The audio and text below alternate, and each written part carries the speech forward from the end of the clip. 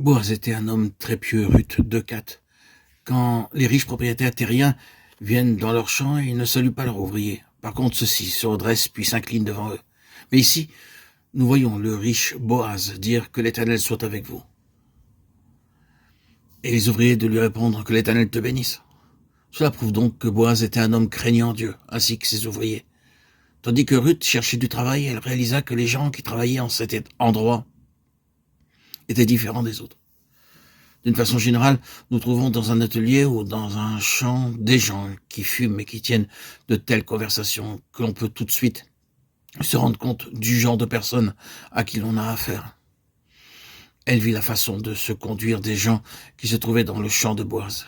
Il n'y avait aucune parole déplacée sur leurs lèvres. Elle n'était pas en train de railler ou de plaisanter. Elle travailla depuis le matin jusque tard le soir et ne prit que quelques minutes de repos. Ruth 2, 8, 11.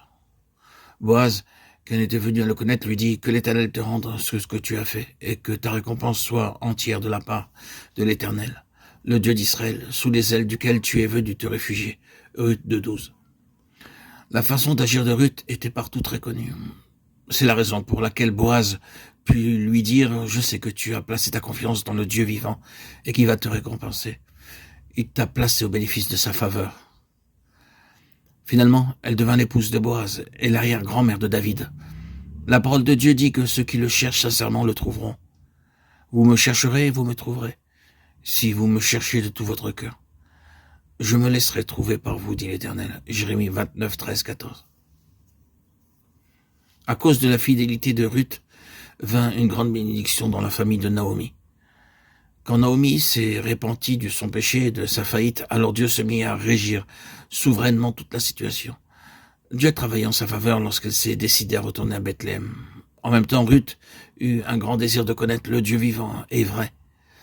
Et ce désir fut suffisant pour l'amener dans une grande bénédiction, ainsi que beaucoup d'autres par son moyen. Chacun de nous a de nombreux manquements et faiblesses, mais lorsque nous désirons sincèrement connaître le Dieu vivant et vrai, et que nous avons faim de sa parole, alors Dieu pourvoit afin de satisfaire notre désir et de bénir beaucoup d'autres par notre moyen.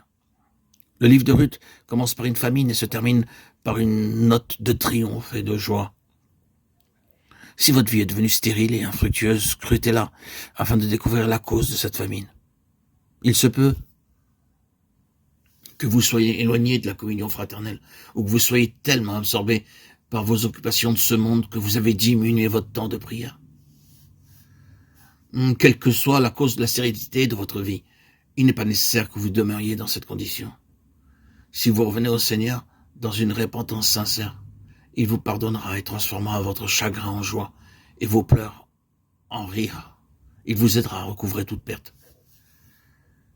Frères et sœurs, bien-aimés, chers amis auditeurs, auditrices, que le Seigneur fasse cela dans votre vie.